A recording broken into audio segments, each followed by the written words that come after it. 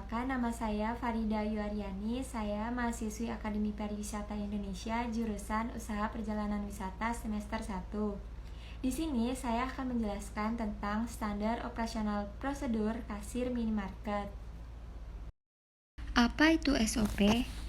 SOP, Standar Operasional Prosedur, yaitu suatu panduan kerja yang menjelaskan tentang bagaimana suatu proses kegiatan yang dilaksanakan supaya dapat berjalan dengan baik dan lancar.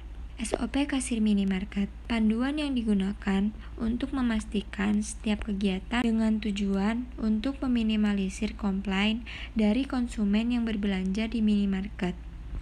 Persyaratan kasir minimarket wajib memiliki standar minimal kerja, memiliki kecepatan dan ketepatan dalam pelayanan kepada pelanggan agar dapat memuaskan pelanggan. Fungsi SOP kasir minimarket sebagai petugas yang melakukan perhitungan saat transaksi. Barang-barang yang dipilih dan dibeli konsumen akan dihitung berdasarkan harganya. Tugas SOP kasir minimarket. Yang pertama, melayani konsumen dengan senyum, ramah, cepat, dan akurat. Yang kedua, bertanya kepada konsumen apakah hendak menambah barang belanjaan. Yang ketiga, scan barcode. Apabila terjadi kendala, ketik kode manual. Yang keempat, barang yang sudah di-scan langsung dimasukkan ke dalam plastik. Yang kelima, sebutkan jumlah nominal uang yang harus dibayarkan oleh konsumen.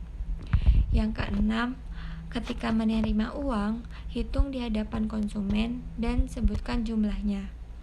Yang ketujuh, bila ada uang kembalian, sebutkan nominal secara jelas pada konsumen. Pastikan memberikan uang kembalian secara tepat. Yang kedelapan, berikan struk belanja kepada konsumen. Yang kesembilan, ucapkan terima kasih kepada konsumen.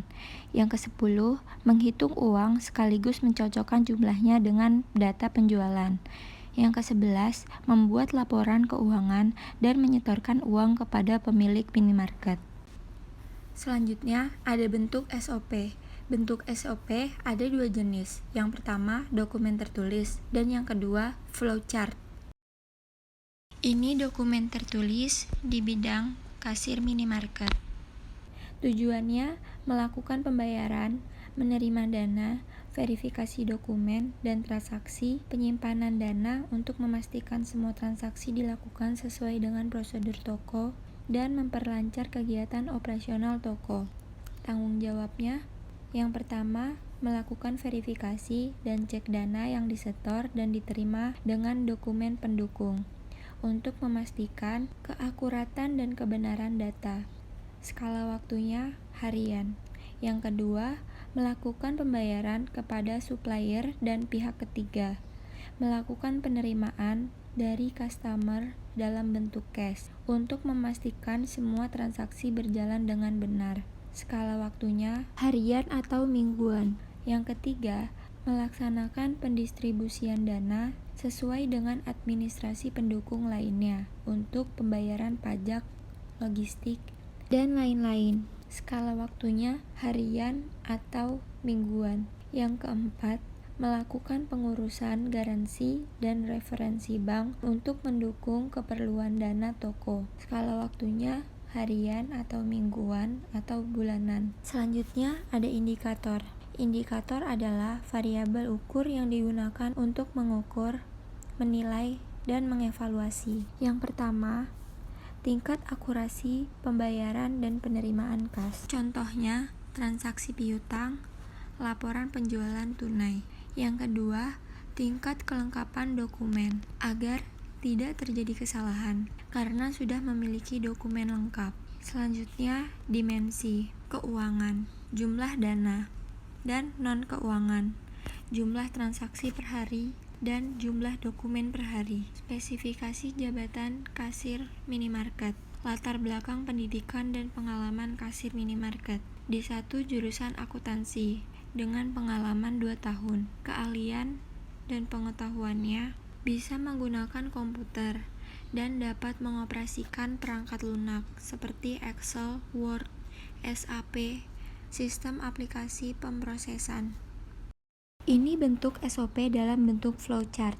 Flowchart adalah bagan arus yang menampilkan langkah-langkah dalam bentuk simbol grafis. Yang saya buat ini ilustrasi langkah-langkah alur pekerjaan kasir minimarket. Yang pertama, mulai. Yang kedua, menghitung total harga.